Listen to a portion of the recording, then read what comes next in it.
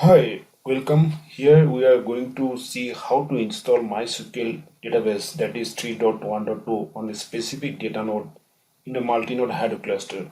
We install MySQL database to store all the meta information of Apache Hive. One RDBMS installation is mandatory when we wish to use Apache Hive as a data warehousing in Hadoop cluster. By default, Apache Hive uses Derby database, but here we're explicitly installing MySQL to store the meta information, I mean the metastore.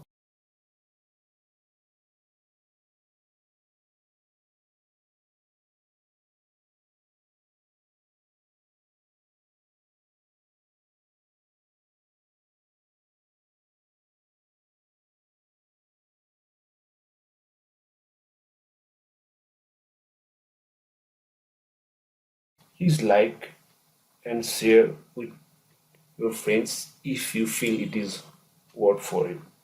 Please stay tuned with us for subsequent videos related to big data processing and related technologies, real-time case studies and POC execution.